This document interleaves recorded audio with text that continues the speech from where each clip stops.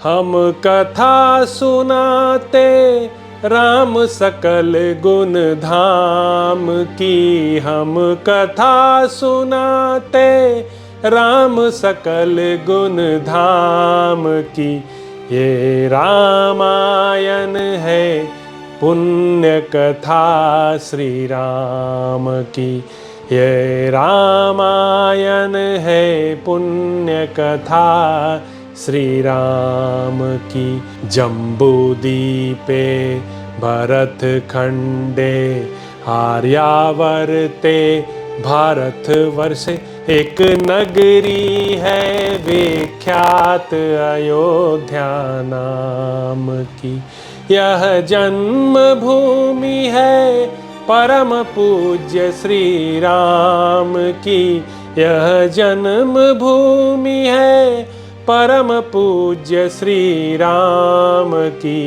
यह रामायण है पुण्य कथा श्री राम की। यह रामायण है पुण्य कथा श्री राम की। श्री सीताराम चंद्राभ्याम नमः। श्रीमद् वाल्मीकीय रामायण भारत का स्वर्णिम महाकाव्य बालकांड। 55वां सर्ग। अपने सुपुत्रों और सारी सेना के नष्ट हो जाने पर विश्वामित्र का तपस्या करके महादेव जी से दिव्यास्त्र पाना तथा उनका वशिष्ठ के आश्रम पर प्रयोग करना एवं वशिष्ठ जी का ब्रह्मदंड लेकर उनके सामने खड़ा होना। शतानंद ने कहा, श्री राम विश्वामित्र के अस्त्रों से घायल होकर उन्हें व्याकुल हुआ देख वशिष्ठ जी ने फिर आज्ञा दी। कामधेनु, अब योग बल से दूसरे सैनिकों की सृष्टि करो।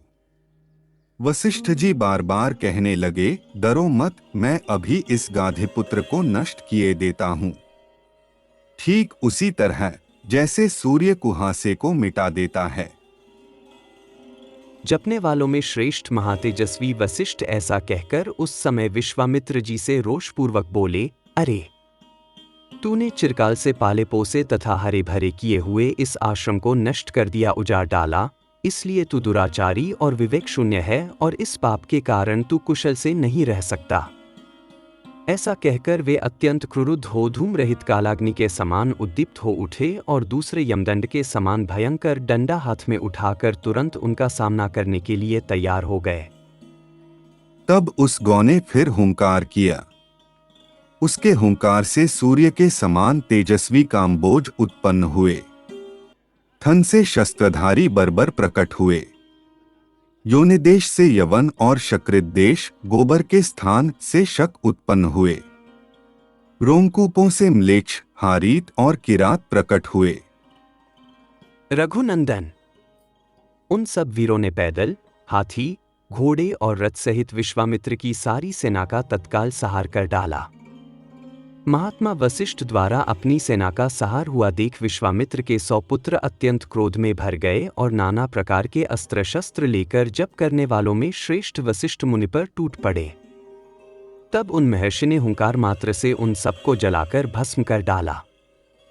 महात्मा वशिष्ठ द्वारा विश्वामित्र के वे सभी पुत्र 2 ही घड़ी में घोड़े, रथ और पैदल सैनिकों से जलाकर भस्म कर डाले गए।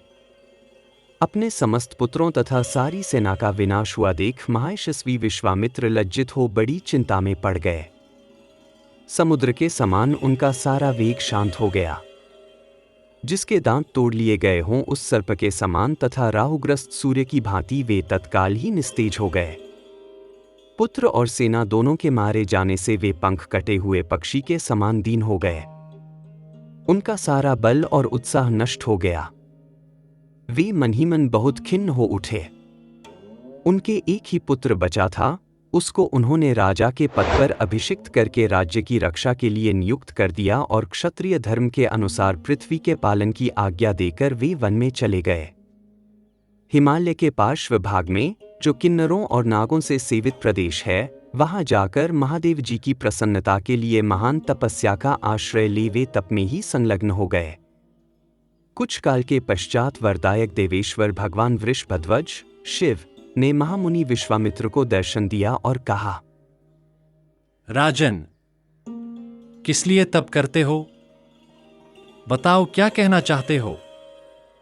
मैं तुम्हें वर देने के लिए आया हूं। तुम्हें जो वर पाना अभीष्ट हो उसे कहो। महादेव जी के ऐसा कहने पर महातपस्वी विश्वामित्र ने उन्हें प्रणाम करके इस प्रकार कहा। निष्पाप महादेव, यदि आप संतुष्ट हों तो अंग, उपांग, उपनिषद और रहस्यों सहित धनुर्वेद मुझे प्रदान कीजिए। अनग देवताओं, दानवों, महर्षियों, गंधर्वों, यक्षों तथा राक्षसों के पास जो जो अस्त्र हों, वे सब आपकी कृपा से मेरे हृदय में स्फुरित हो जाए। देवदेव, यही मेरा मनोरथ है जो मुझे प्राप्त होना चाहिए। तब एवं स्तु कहकर देवेश्वर भगवान शंकर वहां से चले गए। देवेश्वर महादेव से वे अस्त्र पाकर महाबली विश्वामित्र को बड़ा घमंड हो गया। वे अभिमान में भर गए। जैसे पूर्णिमा को समुद्र बढ़ने लगता, उसी प्रकार वे पराक्रम द्वारा अपने को बहुत बढ़ा चढ़ा मानने लगे। श्री राम, उन्होंने मुनि श्रेष्ठ वशिष्ठ को उस समय मरा हुआ ही समझा। फिर तो वे पृथ्वीपति विश्वामित्र वशिष्ठ के आश्रम पर जाकर भांति भांति के अस्त्रों का प्रयोग करने लगे, जिनके तेज से वह सारा तपोवन दग्ध होने लगा। बुद्धिमान विश्वामित्र के उस बढ़ते हुए अस्त्र तेज को देखकर वहां रहने वाले सैकड़ों मुनि भयभीत हो संपूर्ण दिशाओं में भाग चले। वशिष्ठ जी के जो शिष्य थे, जो वहां के पशु और पक्षी थे, वे सहस्रों प्राणी भयभीत हो नाना दिशाओं की ओर भाग गए। महात्मा वशिष्ठ का वह आश्रम सूना हो गया। दो ही घड़ी में ऊसर भूमि के समान उस स्थान पर सन्नाटा छा गया। 56वां सर्ग। विश्वामित्र द्वारा वशिष्ठ जी पर नाना प्रकार के दिव्यास्त्रों का प्रयोग और वशिष्ठ द्वारा ब्रह्मदंड से ही उनका शमन एवं विश्वामित्र का ब्राह्मणत्व की प्राप्ति के लिए तप करने का निश्चय। वशिष्ठ जी के ऐसा कहने पर महाबली विश्वामित्र आग्नेयास्त्र लेकर बोले, अरे खड़ा रह, खड़ा रह। उस समय द्वितीय कालदंड के समान ब्रह्मदंड को उठाकर भगवान वशिष्ठ ने क्रोधपूर्वक इस प्रकार कहा। क्षत्रियाधम, ले यह मैं खड़ा हूं।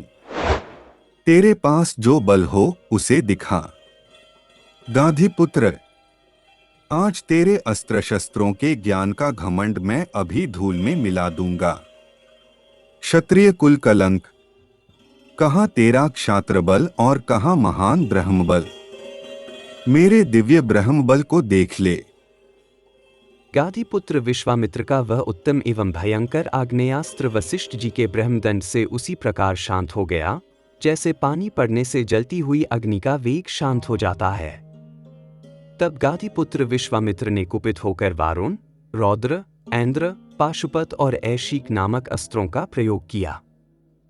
रघुनंदन, उसके पश्चात क्रमशः मानव, मोहन, गांधर्व, स्वापन, जृंभण, मादन, संतापन, विलापन, शोषण, विदारण, सुदुर्जय वज्रास्त्र, ब्रह्मपाश, कालपाश, वारुणपाश, परमप्रिय पिनाकास्त्र, सूखी गीली दो प्रकार की अश्नि, दंडास्त्र, पैशाचास्त्र, क्रौंचास्त्र, धर्मचक्र, कालचक्र, विष्णुचक्र, वायव्यास्त्र, मंथनास्त्र, हैशिरा, दो प्रकार की शक्ति, कंकाल, मूसल, महान वैद्याधरास्त्र, दारुण कालास्त्र, भयंकर त्रिशूलास्त्र, कापालास्त्र और कंकणास्त्र, ये सभी अस्त्र उन्होंने वशिष्ठ जी के ऊपर चलाए। जपने वालों में श्रेष्ठ महर्षि वशिष्ठ पर इतने अस्त्रों का प्रहार वह एक अद्भुत सी घटना थी, परंतु ब्रह्मा के पुत्र वशिष्ठ जी ने उन सभी अस्त्रों को केवल अपने डंडे से ही नष्ट कर दिया।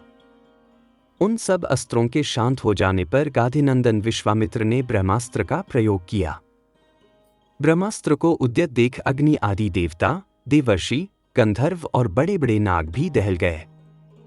ब्रह्मास्त्र के ऊपर उठते ही तीनों लोकों के प्राणी थर्रा उठे। राघव, वशिष्ठ जी ने अपने ब्रह्मतेज के प्रभाव से उस महाभयंकर ब्रह्मास्त्र को भी ब्रह्मदंड के द्वारा ही शांत कर दिया। उस ब्रह्मास्त्र को शांत करते समय महात्मा वशिष्ठ का वह रौद्र रूप तीनों लोकों को मोह में डालने वाला और अत्यंत भयंकर जान पड़ता था। महात्मा वशिष्ठ के समस्त रोमकूपों में से किरणों की भांति धूमयुक्त आग की लपटें निकलने लगीं। वशिष्ठ जी के हाथ में उठा हुआ द्वितीय यमदंड के समान वह ब्रह्मदंड धूम रहित कालाग्नि के समान प्रज्वलित हो रहा था। उस समय समस्त मुनिगण मंत्र जपने वालों में श्रेष्ठ वशिष्ठ मुनि की स्तुति करते हुए बोले, ब्राह्मण, आपका बल अमोघ है।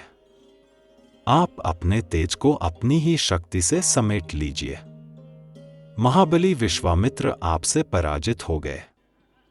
मुनिश्रेष्ठ, आपका बल अमोघ है। अब आप शांत हो जाइए, जिससे लोगों की व्यथा दूर हो। महर्षियों के ऐसा कहने पर महातेजस्वी महाबली वशिष्ठ जी शांत हो गए और पराजित विश्वामित्र लंबी सांस खींचकर यूं बोले, क्षत्रिय के बल को धिक्कार है। ब्रह्मतेज से प्राप्त होने वाला बल ही वास्तव में बल है, क्योंकि आज एक ब्रह्मदंड ने मेरे सभी अस्त्र नष्ट कर दिए। इस घटना को प्रत्यक्ष देखकर अब मैं अपने मन और इंद्रियों को निर्मल करके उस महान तप का अनुष्ठान करूंगा, जो मेरे लिए ब्राह्मणत्व की प्राप्ति का कारण होगा। इस प्रकार श्री वाल्मीकि निर्मित आर्ष रामायण आदि काव्य के बालकांड में 56वां सर्ग पूरा हुआ।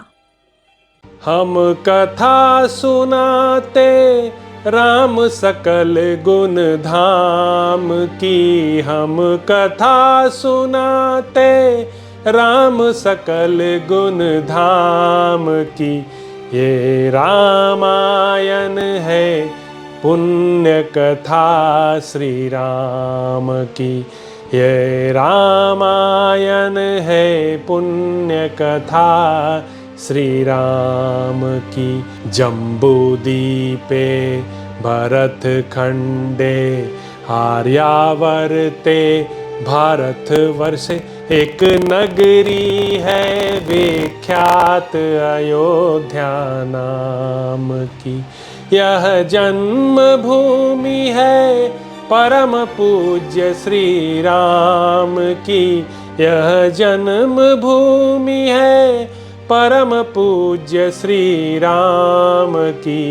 यह रामायण है पुण्य कथा श्री राम की, यह रामायण है पुण्य कथा श्री राम की।